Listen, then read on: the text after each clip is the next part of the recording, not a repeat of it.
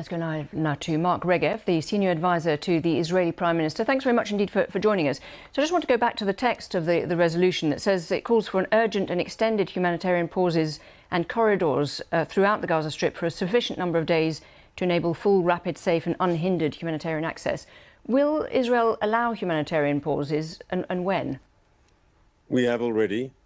We've had since this conflict started, we've allowed for humanitarian pauses to allow people to move in humanitarian corridors, to allow supplies to come in.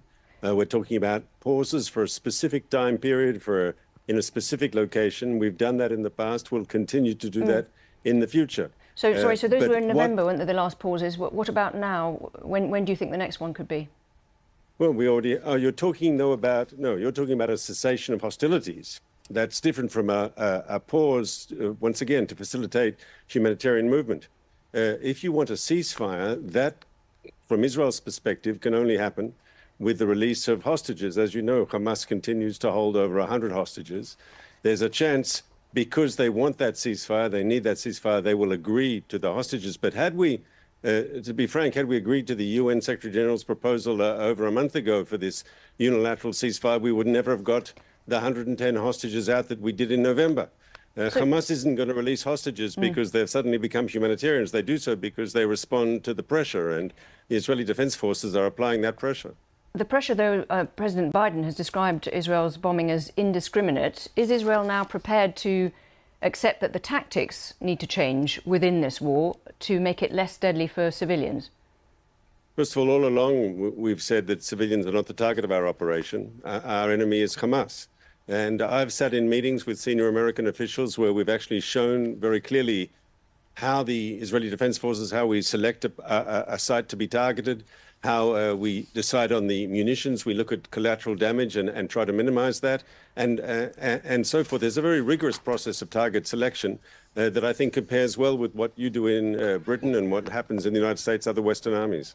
The munitions you're using, though, as I understand it, are mostly unguided. Why are you not using more precision weapons if that's what you say you want to do to minimize civilian casualties?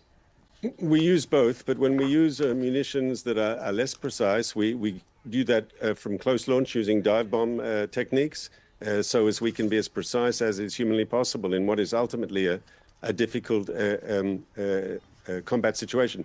But can I add, these calls from the Secretary General, and we just heard a spokesperson from UNRWA, people who call for an immediate ceasefire, what are they ultimately saying? They're saying Israel has to cease its operation against Hamas, and Hamas stays in power in Gaza. That's the bottom line. Just on the issue of Gaza, sorry to interrupt Hamas, you. Yeah, on the issue of Gaza, let me finish the point, please. Yeah, go on. If Hamas stays in power, that just condemns us all to more bloodshed in the future, because Hamas openly says it does not believe in peace with Israel. It believes in Hamas's words, permanent war. And it's Hamas has said that they would do the October 7th massacre again and again and again. OK, so on that front, I mean, you're particularly targeting, aren't you, the leaders of Hamas in Gaza, Yahya Sinwar, Mohammed Deif, Marwan Issa. Those are, as I understand it, your key targets. What happens if you can't find them? How long will you carry on the operations? We'll find them. It's only a matter of time. Just as when Osama Bin Laden was taken out, that was very important for the United States and for the West, that the leader of al-Qaeda was neutralized.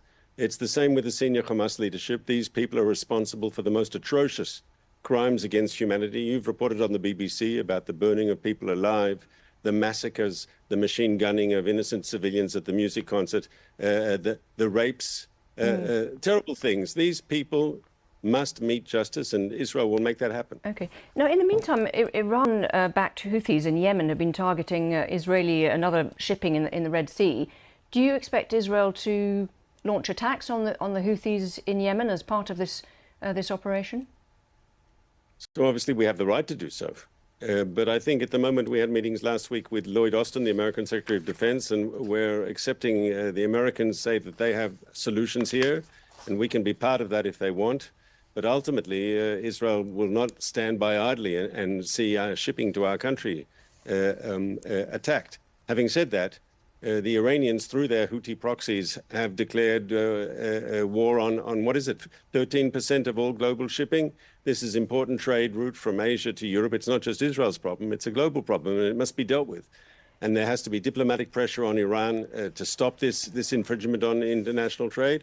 And at the same time, we must use military means when necessary.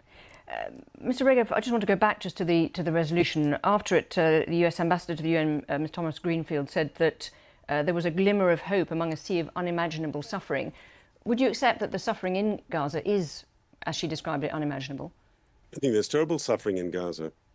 And I think Gazans are increasingly, and once Hamas's regime has fallen and people can speak freely there in the Gaza Strip, there'll be an incredible outburst of pent-up anger because they know who started this war. They know who torpedoed the ceasefire at the end of November. This is the Hamas terrorists who don't give a hoot for the people of Gaza. Everything is subject to the altar of their crazy extremist agenda.